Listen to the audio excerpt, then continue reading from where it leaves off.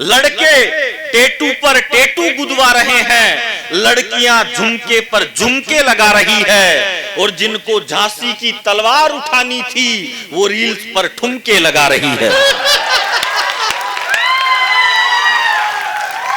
ये असली बात।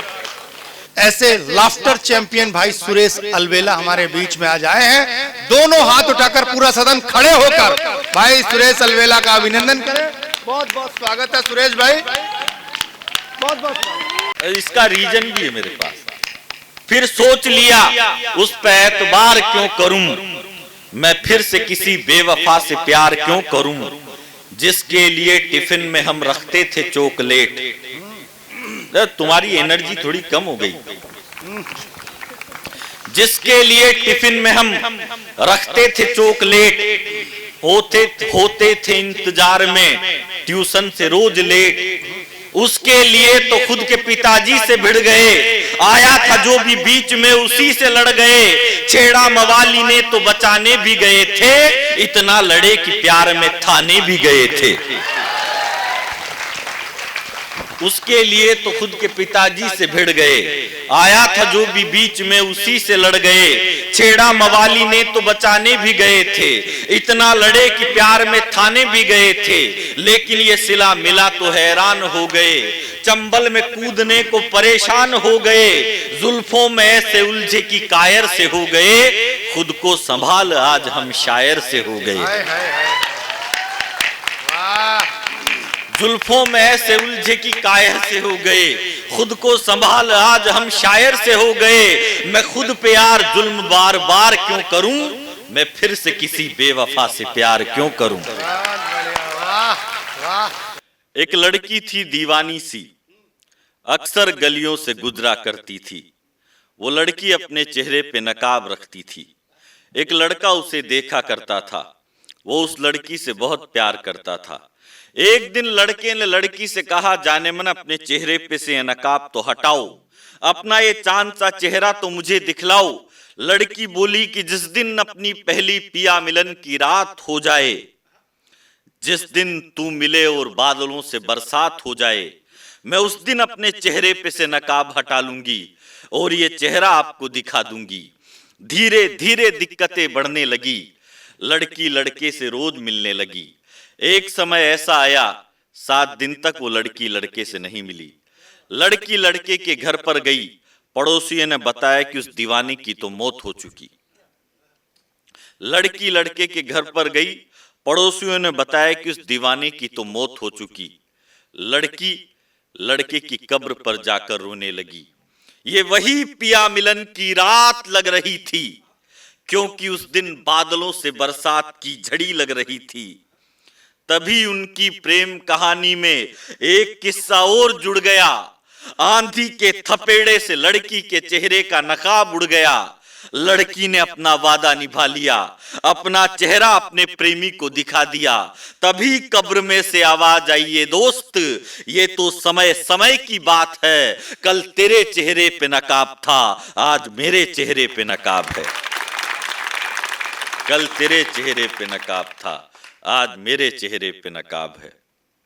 मैं खुद पे यार जुल्म बार बार क्यों करूं, मैं फिर से किसी बेवफा से प्यार क्यों करूं। तो उस लड़के ने क्या करने का सोचा कि जाहिल था मैं, माँ बाप की सेवा न कर सका, मैं उनके दिए प्यार की इज्जत न कर सका, मैं भाई की पढ़ाई में भी कुछ न कर सका, मैं बहन की विदाई में भी कुछ न कर सका। तो क्या करने का सोचा उसने, माफ करना श्रद्धा के 35 टुकड़े हुए, लेकिन क्यों हुए, क्योंकि उसने उस लफंगे से प्यार किया। मेरी नजर में जो बंद कमरे में होता है ये प्यार तो नहीं होता, कुछ और हो सकता है। अगर उस श्रद्धा ने थोड़ा सा प्यार उस लड़के के बजाय अगर अपने माता पिता से किया होता, तो एक पिता के प्यार में इतनी शक्ति होती है, 35 टुकड़े तो क्या, वो अपनी बेटी को बचाने के लिए पूरी दुनिया से भी टकरा सकता है। तो क्या करने का सोचा उसने कि जाहिल था मैं, माँ बाप की सेवा न कर सका, मैं उनके दिए प्यार की इज्जत न कर सका, मैं भाई की पढ़ाई में भी कुछ न कर सका, मैं बहन की विदाई में भी कुछ न कर सका, माँ भारती के कर्ज की किस्तें चुकाऊंगा, भारत से करो इश्क यही गीत गाऊंगा, अब सोच लिया ना किसी सनम पे मरूंगा, अब सोच लिया ना कभी सनम पे मरूंगा, देनी है मुझे जान तो वतन पे मरूंगा। वाह वाह। अब सोच लिया ना कभी सनम पे मरूंगा, देनी है मुझे जान तो वतन पे मरूंगा, मैं दुश्मनों की गोलियों पे मुस्कुराऊंगा, लपेट तिरंगा बदन पे लौट आऊंगा, मैं चाहता हूं दुश्मनों को मार कर मरूं, मैं फिर से किसी बेवफा से प्यार क्यों करूं। कि अशफाकुल्ला खाकी कोई मुस्लिम बात नहीं करते, अशफाकुल्ला खाकी कोई मुस्लिम बात नहीं करते, बिस्मिल शेखर और सुभाष को हिंदू याद नहीं करते, और हंसते हंसते जो फांसी वाले तख्तों पर झूल गए, हनी सिंह तो याद रहा पर भगत सिंह को भूल गए। ये देश की समस्या है कि लड़के टेटू पर टेटू गुदवा रहे हैं, लड़के टेटू पर टेटू गुदवा रहे हैं, लड़कियां झुमके पर झुमके लगा रही है, और जिनको झांसी की तलवार उठानी थी वो रील्स पर ठुमके लगा रही है। ये असली बात। होली पर पानी मत बहाओ, दिवाली पर पटाखे मत चलाओ, और खुद की पार्टियों में कोकीन छन रही है। मैं चार पंक्तियां कहता हूं कि बेनाम रहा मुझे कोई नाम ना मिला, क्यों मुझे कभी कोई भी इनाम ना मिला, और मुझ पर बना के फिल्म पा गए वो पद्मश्री, पर मुझे मेरी फसल का भी दाम ना मिला। और किसको मिलता है पद्मश्री? दो ठुमके लगाने पर विद्या बालन को पद्मश्री का पुरस्कार दिया जाता है। वो करीना कपूर जो कहती है कि मूर्ख है हिंदुस्तान की औरतें जो करवा चौथ का व्रत रखती है, उसको पद्मश्री का पुरस्कार मिलता है। माफ करना, लेकिन ये करीना कपूर, ये विद्या बालन, ये प्रियंका चोपड़ा, ये हमारी नायिका नहीं है। हमारी नायिका अगर कोई है तो वो झांसी की रानी है, जो अपने दूध पीते बच्चे को कमर पर बांधकर युद्ध के मैदान में उतर जाती है। हमारी नायिका अगर कोई है तो वो चित्तौड़ की महारानी पद्मिनी है, जो जलना पसंद करती है मगर झुकना पसंद नहीं करती। बहुत बढ़िया। और माफ करना मुझे, ये विमल बेचने वाला अजय देवगन भी कोई हीरो नहीं है।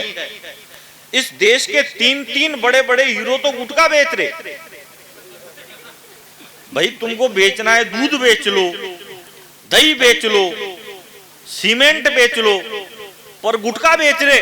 बड़े बड़े महानायक गुटखा बेचने में लग रहे हैं, और जिनके पास कोई कमी नहीं है पैसे की। अब मान लो ये बेच ले तो समझ में भी आता है भाई इसको पैसे चाहिए, रात को तुम्हारी रिकॉर्डिंग कर रहा है।